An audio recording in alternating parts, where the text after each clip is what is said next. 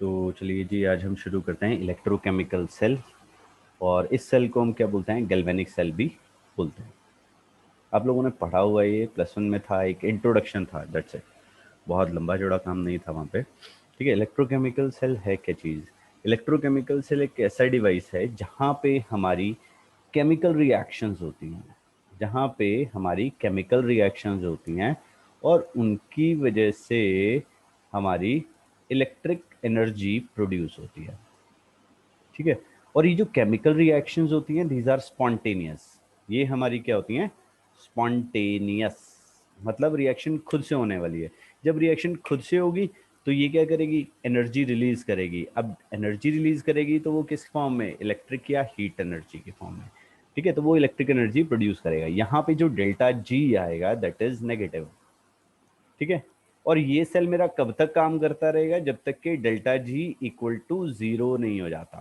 क्योंकि जब delta G equal to zero हो जाएगा तो क्या होएगा? इक्विलिब्रियम में आ जाएगी। जब इक्विलिब्रियम में आ जाएगी तो रिएक्शन क्या हो जाएगा मेरा? सॉरी, स्टॉप हो जाएगा, है ना? क्योंकि फॉरवर्ड एंड बैकवर्ड रिएक्शन दोनों सेम रेट से हो रहेंगी। तो रिएक्शन, जैसे हम सेल डालते हैं अपने किसी भी उसमें ना, रिमोट में डालते हैं, तो रिमोट चल रहा है चल रहा है चल रहा है चल रहा है। कई बार तो हम उसे थप्पड़ मारते हैं, है ना? कभी उसे सोफे पे मार देते हैं, घुटने पे मार देते हैं, है ना? कभी कोई तो सिर पे ही मार देता है, चल भाई, है ना? तो वो भैया, वो अब बेचारे का इंतकाल हो गया है ना, डेल्टा जी उसके अंदर जीरो हो गया है, तो आप उसे मारते रहते हो, चल भाई चल, है ना? इट्स बेटर कि उसके सेल चेंज कर लेंगे। इसका जो इक्विलिब्रियम पॉइंट आ गया है, ठीक है, वो जो पोटेंशियल जनरेट कर रहा है वो थोड़ा हो गया है, तो इसलिए वो काम नहीं कर रहा है ना? कभी कभी तो गुस्से से बटन दबा दबा के टीवी के पास, है ना, सेटअप बॉक्स के पास लेके जाते हो। कुछ करते होंगे, मैं भी करता था ऐसे। फिर अब मैंने सोच लिया कि यार जल्दी 10 रुपए लगा लाया करें।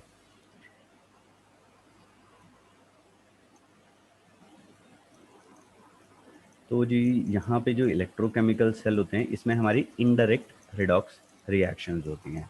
इसमें क्या होती हैं? हमारी इनडायरेक्ट रिडॉक्स रिएक्शंस। मतलब दो अलग अलग हाफ सेल रहेंगे, उसके अंदर हम ये करेंगे। कैसे होती हैं इनडायरेक्ट रिडॉक्स रिएक्शंस, ये मैं अभी आपको बताऊंगा। तो पहले इलेक्ट्रोकेमिकल सेल का डेफिनेशन लिख लेते हैं। A device in which the redox reaction in which the redox reaction is carried indirectly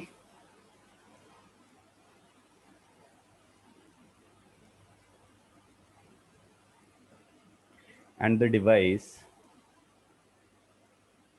sorry, and the decrease in free energy appears as appears as electrical energy। ठीक है जी, appears as electrical energy। Delta G negative होता है और ये हमारा कम होता है, zero को अप्रोच करता है। ठीक है जी, क्लियर है जी? तो हम इसके लिए क्या करते हैं? इसकी वर्किंग को चेक करते हैं। What is the working of electrochemical cell? ठीक है, वर्किंग में मैं कुछ नहीं लिखवा रहा हूँ, मैं जस्ट एक डायग्राम बनाऊंगा और उससे हम एक्सप्लेन करेंगे। तो मैं यहाँ पे एक इमेज ऐड कर रहा हूँ। तो वर्किंग ऑफ इलेक्ट्रोकेमिकल सेल में क्या है भैया? हमारे पास ये हमने बनाया, ये हमने +1 में देखा था ऐसा सा कुछ। तो इसमें क्या होता है, 1m हमने जिंक लिया, जिंक सल्फेट सोल्यूशन लिया, एक 1m CuSO4 सोल्यूशन लिया। अब इसको लर्न करने का तरीका क्या है? लेफ्ट वाला, यहाँ पे ये नेगेटिव चार्ज है, ये नेगेटिव है, ठीक है, और यहाँ पे लिखा है हमने एनोड। और वैसे हम बचपन में देखते थे तो एनोड यूजुअली यूजुअली क्या होता था हमारा? पॉजिटिव होता था। बट यहाँ पे हमने एनोड क्या लिया है? नेगेटिव लिया है। देखो, बचपन में हमने इलेक्ट्रोकेमिकल सेल नहीं पढ़े थे, हमने इलेक्ट्रोलिटिक सेल पढ़े थे ना। तो वो बाद में करेंगे हम। तो इसको लर्न करने का तरीका क्या है? लोन लेंगे हम लोन लेंगे। L for left, O for oxidation, A for anode and N for negative, N for negative। ठीक है, LOAN, मतलब जो लेफ्ट साइड है वो हमेशा हमारा क्या होगा, एनोड होगा। और एनोड क्या होगा, एनोड पे हमारा ऑक्सीडेशन होएगा और ऑक्सीडेशन हमारा नेगेटिव टर्मिनल पे होएगा। तो लर्न करने का तरीका हो गया, तो ये चीज़ तो क्लियर होगी, कन्फ्यूजन दूर होगी, हमारा एनोड पॉजिटिव है या नेगेटिव है, तो भैया याद रहेगा आपको लोन से एनोड जो है वो हमारा नेगेटिव रहेगा। इसको हमने कॉपर वायर के थ्रू से जोड़ दिया, यहाँ पे हमने कॉपर लिया, कॉपर रॉड, कॉपर रॉड क्या होगा हमारा, कैथोड होगा। ऑब्वियसली अगर लेफ्ट साइड वाला एनोड है तो राइट साइड वाला हमारा हो जाएगा कैथोड। ठीक है, और यहाँ पे अब देखो यहाँ पे होगा क्या, ऑक्सीडेशन। ऑक्सीडेशन का मतलब क्या होता है, लॉस ऑफ इलेक्ट्रॉन। ठीक, तो कुछ रिएक्शन होएगी, यहाँ पे कैथोड है, कैथोड पे हमारा क्या होगा, रिडक्शन, और यहाँ पे होने वाला है हमारा गेन ऑफ इलेक्ट्रॉन।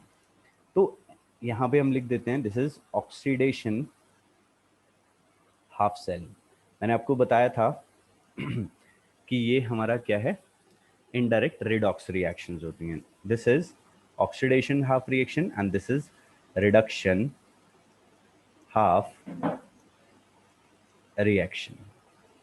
ठीक है, इनडायरेक्ट रिडॉक्स रिएक्शंस होंगी हमारी, ऑक्सीडेशन हाफ सेल और रिडक्शन हाफ सेल। सॉरी, यहाँ पे सेल नहीं, रिएक्ट सेल कर देते हैं रिएक्शन की जगह। अब क्या होगा, एनोड पे कुछ रिएक्शन होगी, एट एनोड, एनोड पे क्या रिएक्शन होएगा, at anode, anode is zinc, zinc पे हो रहा है हमारा ऑक्सीडेशन। तो जो जिंक था ये सॉलिड स्टेट में था, ये हमारा 2 इलेक्ट्रॉन लूज करेगा और ये Zn+2 एक्वस में कन्वर्ट होगा और ये 2 इलेक्ट्रॉन लूज करेगा। ये 2 इलेक्ट्रॉन्स यहाँ पे हमने की जैसे लगाए, देखो इलेक्ट्रॉन्स क्या कर रहे हैं, नेगेटिव से टर्मिनल से पॉजिटिव टर्मिनल की तरफ मूव करेंगे। तो अगर मेरा इलेक्ट्रॉन इस डायरेक्शन में जा रहा है तो करंट क्या होगा, ऑपोजिट डायरेक्शन में मूव करेगा। करंट हमारा इस डायरेक्शन में मूव करता है, ये आपने फिजिक्स में पढ़ा होगा। ठीक है जी, तो जिंक पे क्या हो रहा है, यहाँ पे एनोड पे लॉस ऑफ इलेक्ट्रॉन हो रहा है। This is oxidation half reaction.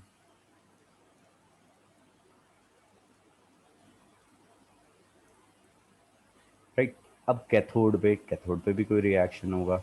अगर एनोड पे लॉस ऑफ इलेक्ट्रॉन हो रहा है तो कैथोड पे गेन ऑफ इलेक्ट्रॉन होगा। अब कैथोड पे क्या हुआ, कॉपर+2 आयंस हैं यहाँ पे एक्वस स्टेट में, यहाँ पे हमने कॉपर सल्फेट डाला है 1 m कॉपर सल्फेट, तो ये क्या करेगा, हमें कॉपर+2 आयंस देगा, कॉपर+2 आयंस देगा।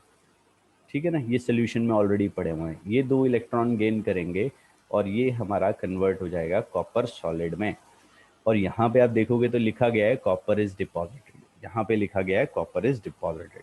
यहाँ पे हमारा क्या हो रहा था, जिंक सॉलिड स्टेट में था, ये किस में जा रहा है, हमारा एक्व स्टेट में जा रहा है, तो ये डिसॉल्व हो रहा है और इसे हम बोल देंगे reduction half reaction, oxidation half reaction and reduction half reaction. Fine, clear है जी सभी को। तो यहाँ से हमने कैथोड की एनोड की दोनों की रिएक्शंस हमने लिख ली हैं। ठीक है जी, oxidation half cell and reduction half cell. Right, अब यहाँ पे एक और चीज लगी है बीच में, सॉल्ट ब्रिज नाम की। ठीक है जी, सॉल्ट ब्रिज नाम की एक और चीज लगी हुई है। देखो अभी क्या हुआ, यहाँ पे हमने जिंक था, जिंक रॉड था, जिंक रॉड मेरा डिजॉल्व कर रहा है, it will lose 2 electron, these 2 electrons will move towards cathode and जो करंट था वो हमारा ऑपोजिट डायरेक्शन में जा रहा था और कुछ वोल्टेज, कुछ पोटेंशियल हमारा जनरेट हुआ जिसकी वजह से वो डिफ्लेक्शंस देगा। ठीक है, जिंक क्या कर रहा है, अपनी जिंक डिसॉल्व हो रही है तो जिंक रॉड का वेट कम होता चला जाएगा और कॉपर रॉड का जो वेट है वो हमारा क्या हो रहा है, इंक्रीज हो रहा है। ठीक है, कोई हीट इवॉल्व नहीं होती यहाँ पे, जो भी हमारा डेल्टा जी दिखा, डेल्टा जी नेगेटिव था, वो किस फॉर्म में दिख रहा है हमारा, ये करंट की फॉर्म में, इलेक्ट्रिसिटी की फॉर्म में। ठीक है जी, और थोड़ी देर बाद क्या होगा हमारा, ये जो सेटअप है, जो पोटेंशियल यहाँ पे जनरेट हो रहा है, ये आना बंद हो जाएगा। थोड़ी देर बाद ये जो पोटेंशियल जनरेट कर रहा है ये हमारा थोड़ी देर में बंद हो जाएगा। अब क्यों बंद हो जाएगा, क्यों बंद हो जाएगा, बिकॉज ये चीज़ बड़ी इंपॉर्टेंट है। हम चाहते हैं कि हमारा सेल लंबे टाइम तक काम करे, तो उस चीज़ के लिए हमने यहाँ पे क्या लगा दिया, सॉल्ट ब्रिज। सॉल्ट ब्रिज करेगा क्या, function of salt bridge very very important. उसको देखते हैं क्या है। यहाँ पे देखो जिंक आयंस थे, यहाँ पे हमारे पास, हम यहाँ पे क्या कर रहे थे, Zn+2 आयंस कितने थे, 1m। कहाँ से आए, जिंक सल्फेट से। जब ये जिंक आयंस, हमारे जिंक जो था वो डिसॉल्व हो रहा था, तो Zn+2 आयंस की कंसंट्रेशन इंक्रीज करने लगी। Zn+2 आयंस की कंसंट्रेशन इंक्रीज करने लगी। तो यहाँ पे क्या होगा, ये टर्मिनल क्या था, ये वाला पोल क्या था हमारा, नेगेटिवली चार्ज था। तो ये वाले पॉजिटिवली चार्ज आयंस इसके ऊपर डिपॉजिट होने शुरू हो जाएंगे।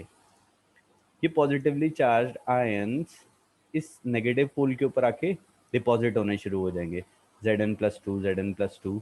तो ये वाली जो टर्मिनल था ये अपने इलेक्ट्रॉन लूज नहीं कर पाएगा, ये अपने इलेक्ट्रॉन लूज नहीं कर पाएगा, क्योंकि Zn+2 तो इसके हाथ जाके चिपक गए, तो ये इलेक्ट्रॉन लूज नहीं कर पाएगा। ये नेगेटिव पोल इस पॉजिटिव पोल को इलेक्ट्रॉन्स नहीं दे पाएगा। और यहाँ पे क्या होगा, ये पॉजिटिव पोल है, तो यहाँ पे देखो क्या हो रहा था, Copper+2 1m Cu+2 आयंस थे यहाँ पे, ठीक। अब ये तो कंज्यूम अप होने लग गए। कैथोड पे देखो, कैथोड वाली रिएक्शन में जितने भी थे Copper+2 आयंस, वो हमारे कंज्यूम अप होने लग गए और वो यहाँ पे बैठ गए। इसकी वजह से क्या हुआ, सल्फेट आयंस की कंसंट्रेशन इंक्रीज कर गई as compare to copper sulphate. ठीक है, दोनों इम्बैलेंस हो गए, सल्फेट आयंस यहाँ पे बढ़ गए। ये पॉजिटिव पोल था, तो यहाँ पे क्या होगा, सल्फेट आयंस अपने आप आके डिपॉजिट होना शुरू कर देंगे। SO4-2 आयंस यहाँ पे आके डिपॉजिट करना शुरू कर देंगे।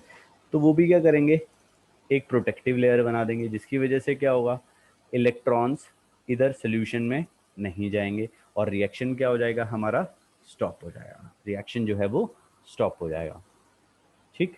तो ये जो रिएक्शन हमारा जल्दी स्टॉप ना हो, उसके लिए हमने क्या लगा दिया यहाँ पे, सॉल्ट ब्रिज। यहाँ पे हमने लगा दिया सॉल्ट ब्रिज। तो चलिए यहाँ पे हम पढ़ेंगे फंक्शन ऑफ सॉल्ट ब्रिज। बड़ा इंपॉर्टेंट क्वेश्चन है और बड़ा जनरल सा क्वेश्चन है, functions of salt bridge.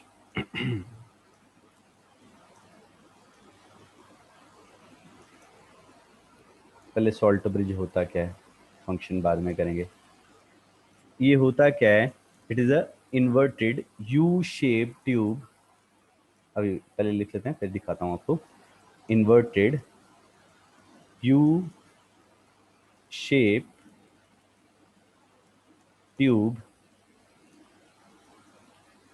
which contains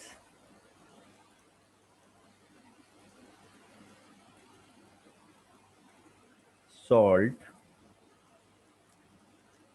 in the form of thick paste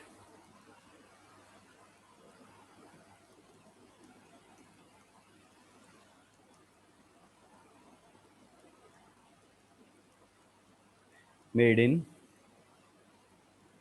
agar agar jelly type substance हो जाता है ये, made in agar agar, right, contain suitable salt होती है। सूटेबल सॉल्ट एक्चुअली क्या करते हैं, हमने अगार अगार लिया, उसे गर्म किया, एक्वस सोल्यूशन टाइप होता है, उसके अंदर हमने KCl डाल दिया, लेट्स से KCl का हमने सॉल्ट ब्रिज लगा हुआ है यहाँ पे, और उसको क्या किया, हीट अप करना शुरू किया। उसके बाद जब ठंडा होएगा तो वो पेस्ट लाइक हो जाएगा। ठीक है, हमें इस टाइप का सॉल्ट लेना है जो हमारे ये इलेक्ट्रोलाइट्स हैं इनसे रिएक्ट ना करे। ठीक है, ये जो लगा हुआ है this is the U shape tube, है ना। हमने KCl डाला और उसे अगर अगर, और यहाँ पे हमने क्या किया, कॉटन प्लग्स लगा दिए ताकि ये जो KCl है हमारा सोल्यूशन में फ्लो ना करे, ये हमारा सोल्यूशन में फ्लो ना करे। अब ये करना करेगा क्या, अब ये सल्फेट आयंस की कंसंट्रेशन जो बढ़ रही थी वो सब मैंने डिलीट कर दिया यहाँ पे। अब होगा क्या, देखो यहाँ पे क्या हो रहा था, Zn+2 आयंस की कंसंट्रेशन बढ़ रही थी, तो यहाँ से क्या होगा, पॉजिटिव था तो नेगेटिव आयंस यहाँ से, क्लोराइड आयंस यहाँ से सोल्यूशन में आना शुरू कर देगा। तो ये क्या करेगा, इस सोल्यूशन को इलेक्ट्रिकली न्यूट्रल रखेगा। यहाँ पे नेगेटिव आयंस, सल्फेट आयंस की कंसंट्रेशन हमने लिखा था इंक्रीज कर रही थी, तो पॉजिटिव आयंस आना शुरू कर देंगे, ताकि जो सोल्यूशन है वो मेरा इलेक्ट्रिकली न्यूट्रल रहे। सोल्यूशन जो है वो मेरा इलेक्ट्रिकली न्यूट्रल रहे। तो एक चीज़ तो ये था, इलेक्ट्रिकल न्यूट्रलिटी को रखेगा। और क्या करेगा, अब देखो आउटर सर्किट जो थे ये रोड इलेक्ट्रोड से या कॉपर वायर से हमारे जुड़े हुए थे, बट इंटरनल सर्किट को कंप्लीट करने के लिए हमने क्या लगाया, सॉल्ट ब्रिज। ठीक है जी। और ये क्या करता है, ट्रांसफरेंस को भी प्रिवेंट करता है। तो ये वाले जो पॉइंट्स हैं मैं आपको लिखवा दे रहा हूँ। ठीक है, मेड इन अगर अगर हमने यहाँ पे क्या लिया, KCl का सॉल्ट लिया, क्योंकि ये KCl सॉल्ट दोनों में से किसी भी इलेक्ट्रोलाइट के साथ रिएक्ट नहीं करेगा। तो फंक्शंस लिख लेते हैं। अ सॉल्ट ब्रिज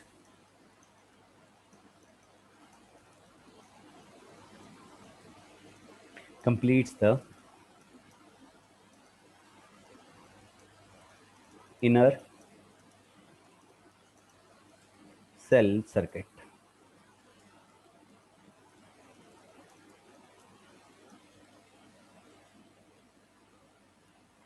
ठीक है जी। तो इसमें क्या लिखेंगे हम, a salt bridge completes the inner cell circuit. जो आउटर सर्किट था,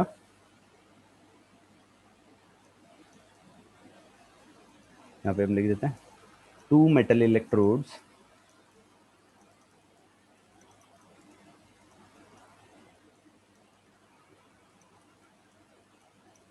are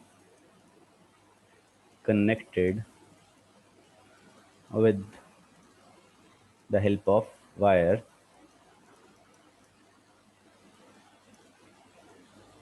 but the two electrolytes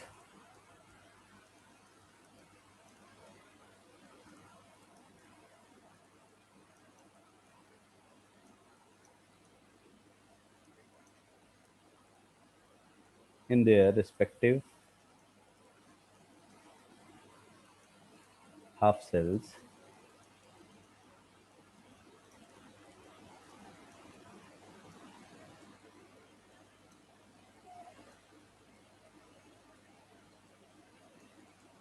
by the salt bridge।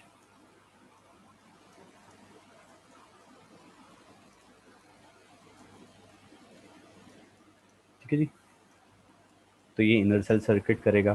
Second, a salt bridge prevents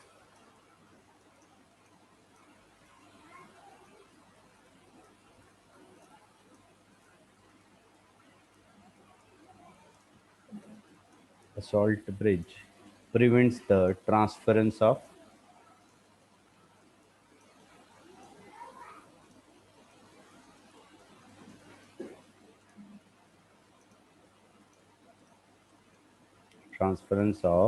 electrolyte from one half cell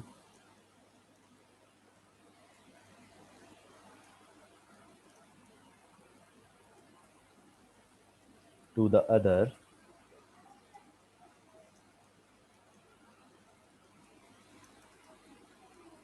right।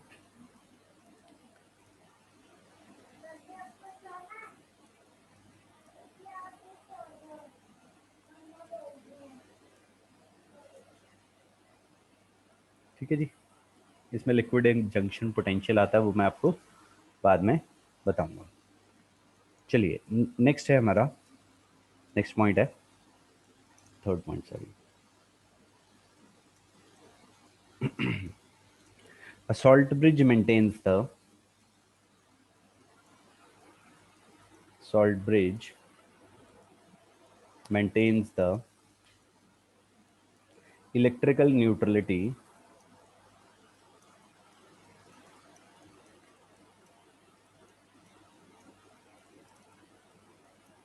maintains the electronegativity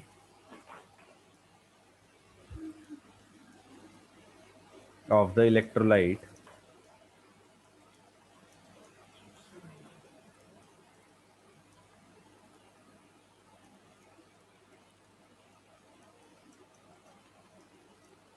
electrical neutrality of the electrolytes in the two half cells। in the two half cells, right. Electrical neutrality को ये maintain रखेगा। Clear हो गया जी, ताकि हमारा जो cell है वो लंबे टाइम तक काम करता रहे। ठीक है जी। अब ये क्या करेगा हमारा,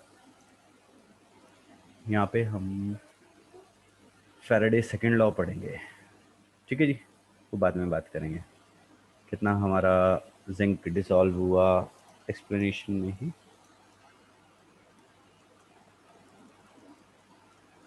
राइट, चलो अब हम यहाँ पे इसका एक छोटा सा एक्सप्लेनेशन क्या यहाँ पे डायरेक्टली बात कर देता हूँ। मैथमेटिकली कितना मेरा मेटल डिसॉल्व हुआ या डिपॉजिटेड हुआ, है ना। जिंक रॉड मेरा कितना डिसॉल्व हुआ, और कॉपर रॉड, कॉपर कितना डिपॉजिटेड हुआ, वो हम कैसे निकालेंगे। Mass of zinc dissolved upon mass of copper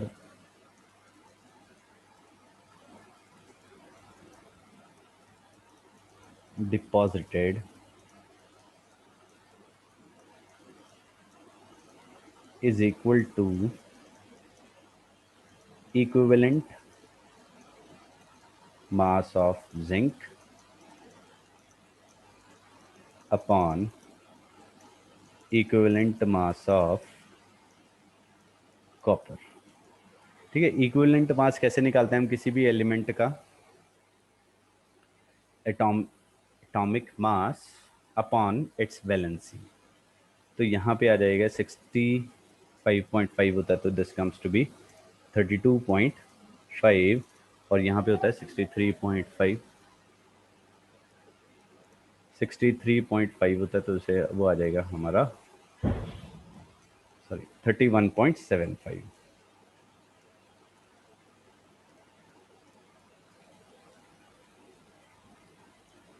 31.75।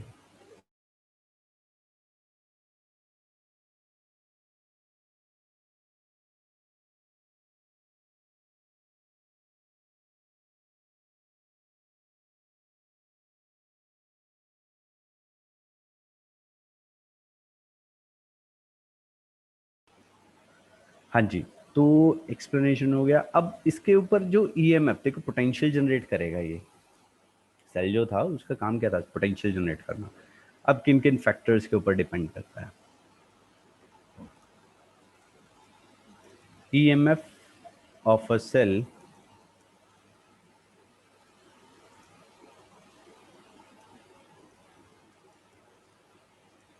Depends on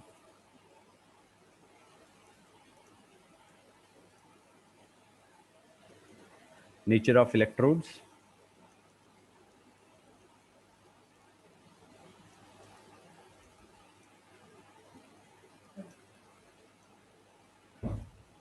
nature of electrodes and the ions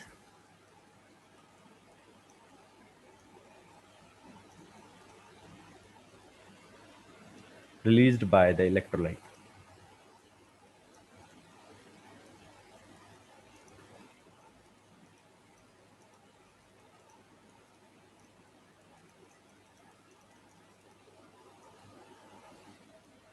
concentration of the ion, concentration of the ions, इन सब के ऊपर बेस्ड हम न्यूमेरिकल करेंगे। Temperature at which cell operate,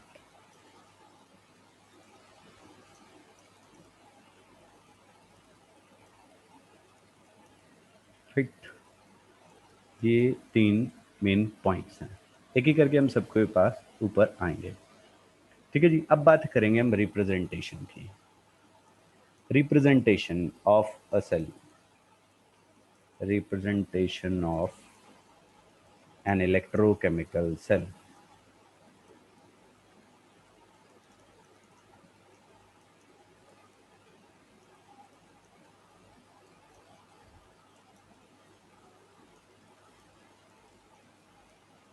किस तरीके से हम एक इलेक्ट्रोकेमिकल सेल को रिप्रेजेंट कर सकते हैं।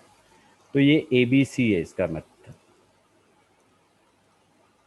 Right, A, B and C, इस तरीके से हम इन्हें रिप्रेजेंट कर सकते हैं।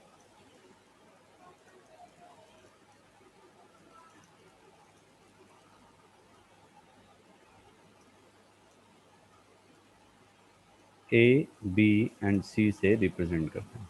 A मतलब anode, B is representing bridge and C will represent cathode, right, C will represent cathode। कैसे आएगा? एनोड में क्या हो रहा था? जिंक था। किस में था? सॉलिड स्टेट में था। और वो किस में कन्वर्ट हो रहा था? जिंक +2 में। ठीक है, यहाँ पे वो एक्व स्टेट में जा रहा था। कंसेंट्रेशन 1m था, लिख सकते हो आप यहाँ पे 1m। उसके बाद दो parallel lines, this is bridge. फिर कैथोड, कैथोड पे क्या हो रहा था? कॉपर +2 था। किस में? एक्वस में। Concentration 1m। और किस में कन्वर्ट हो रहा था हमारा? कॉपर सॉलिड में। तो इस तरीके से हम उसे रिप्रेजेंट कर सकते हैं किसी भी सेल को। क्लियर है जी? तो दिस इज द मेथड हम इलेक्ट्रोकेमिकल सेल को रिप्रेजेंट कर सकते हैं, राइट। तो भैया ये क्वेश्चन आ जाता है कभी कभी, what is the representation of electrochemical cell, right. चलिए, अब उसके बाद हमने यहाँ पे डेनियल सेल पढ़ा था। डेनियल सेल उसका एक मॉडिफाइड इलेक्ट्रोकेमिकल सेल है, मॉडिफाइड वर्जन आप कह सकते हो। ठीक है, मैं आपको यहाँ पे ही एक इमेज ऐड कर रहा हूँ और उससे आपको एक्सप्लेन कर देता हूँ किस तरीके से वो हमारा दिखता है Daniel cell, right.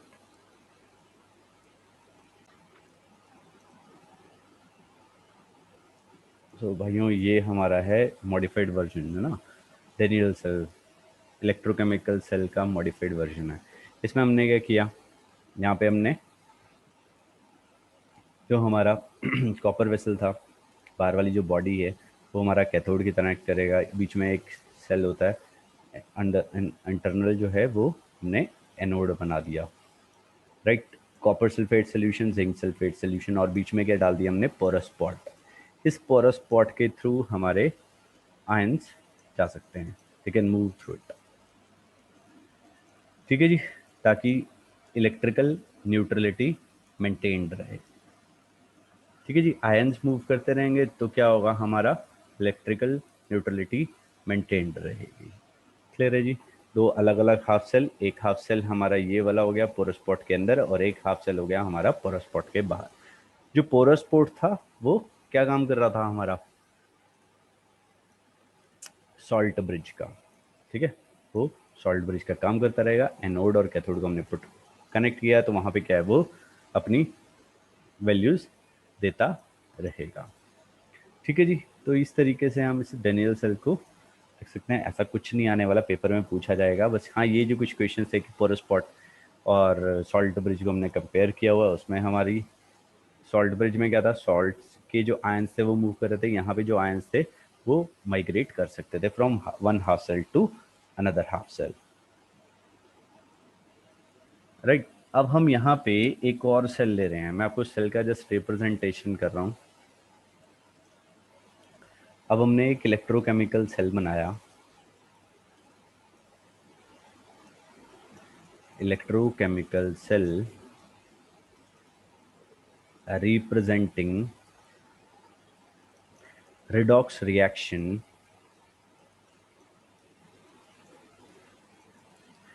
between copper and silver nitrate, between copper and silver nitrate।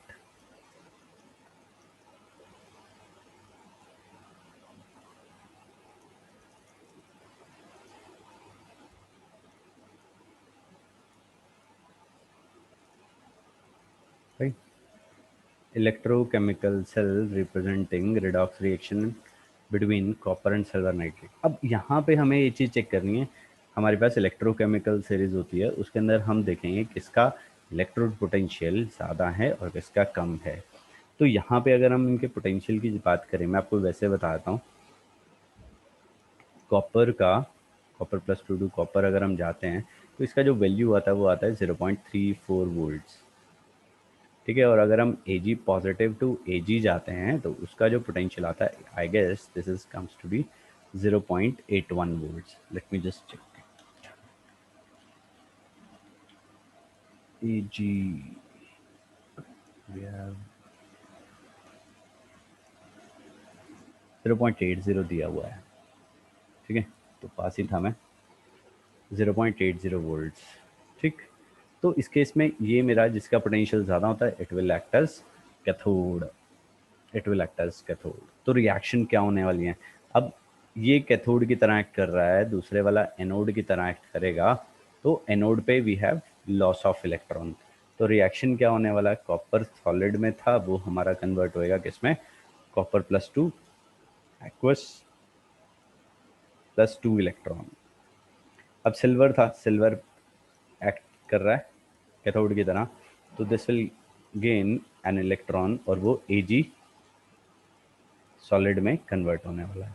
अब यहाँ पे दो इलेक्ट्रॉन है, यहाँ पे एक इलेक्ट्रॉन है, तो हमें इन रिएक्शन को बैलेंस करना पड़ेगा। तो हम यहाँ पे क्या करेंगे, इस इक्वेशन को 2 से मल्टीप्लाई करेंगे और तब हम इन इक्वेशंस को ऐड अप कर देंगे। तो उसकी वजह से क्या आ जाएगी, हमारी कंप्लीट रेडॉक्स रिएक्शन आ जाएगी। 2Ag positive plus copper solid, this will give us copper plus 2Ag। ये हमारा कंप्लीट रिडॉक्स रिएक्शन है, कंप्लीट रिडॉक्स रिएक्शन। और इस सेल को अगर मुझे रिप्रेजेंट करना होगा तो हो क्या रहा है, कॉपर सॉलिड में था वो किस में कन्वर्ट हो रहा है, copper plus two aqueous 1m, यहाँ पे हमने सॉल्ट ब्रिज लगा दिया, Ag पॉजिटिव एक्वस 1m, और वो कन्वर्ट हो रहा है हमारा Ag सॉलिड में, वो कन्वर्ट हो रहा है हमारा Ag सॉलिड में। तो ये सारी की सारी रिएक्शंस हो जाएंगी, right. This is the representation of electrochemical cell. और उनके बीच में रेडॉक्स रिएक्शंस भी हमने बता दिए, कॉपर और सिल्वर नाइट्रेट के बीच में, राइट। अभी मैंने देखो यहाँ पे एक बात की थी इलेक्ट्रोड पोटेंशियल की, है ना। अब इलेक्ट्रोड ये वाली वैल्यूज हैं, this is a standard electrode potential. तो पहले हम इलेक्ट्रोड पोटेंशियल समझते हैं होता क्या है, ठीक है।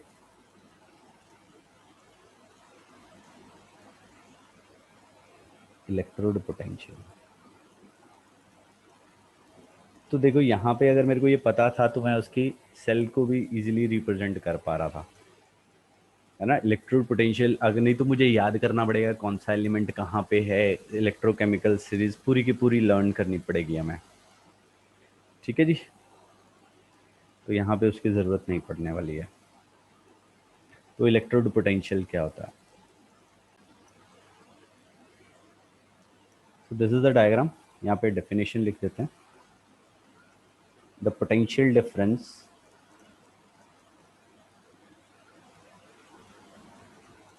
the potential difference between the electrode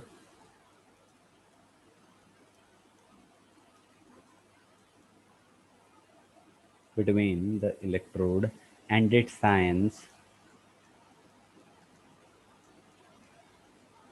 in solution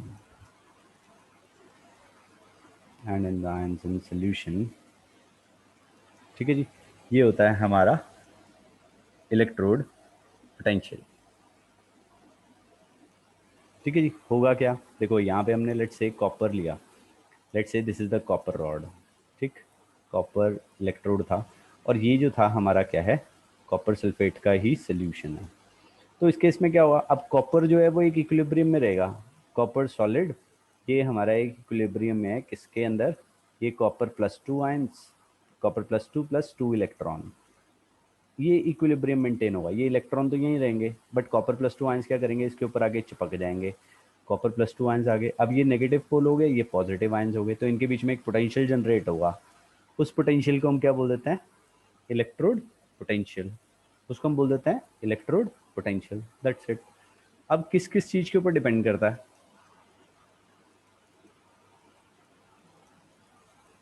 value of electrode potential, electrode potential depends on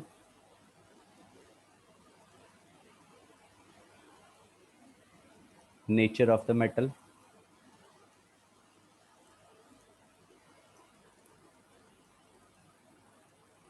और किसके ऊपर डिपेंड करता है? कंसंट्रेशन ऑफ आयंस के ऊपर, concentration of ion solution. Third, temperature के ऊपर. तो these are the values, these are the factors इनके ऊपर हमारा इलेक्ट्रोड पोटेंशियल डिपेंड करता है. अभी देखो हमने यहाँ पे कंसंट्रेशन के बारे में नहीं बताया था. अगर मैं कंसंट्रेशन 1m ले लूंगा तो वो मेरा हो जाएगा स्टैंडर्ड इलेक्ट्रोड पोटेंशियल. जैसा मैंने सेल के अंदर आपने देखा वो 1m बार बार लिखा था मैंने, जो इलेक्ट्रोलाइट की कंसंट्रेशन थी. The electrode potential is generally measured under standard conditions of temperature,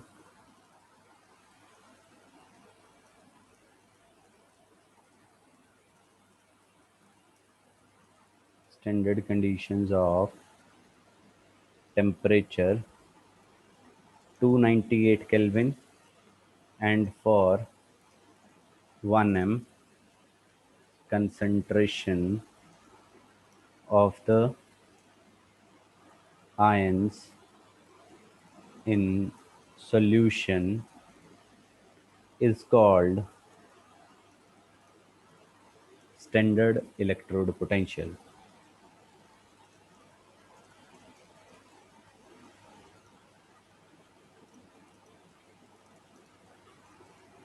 Is called standard electrode potential. ठीक है, हमने जो स्टैंडर्ड कंडीशंस रखी, temperature 298 kelvin, concentration 1m, right. तो इसलिए हमने क्या बोल दिया? स्टैंडर्ड इलेक्ट्रोड पोटेंशियल, और इसे हम E0 से रिप्रेजेंट करते हैं. That's it.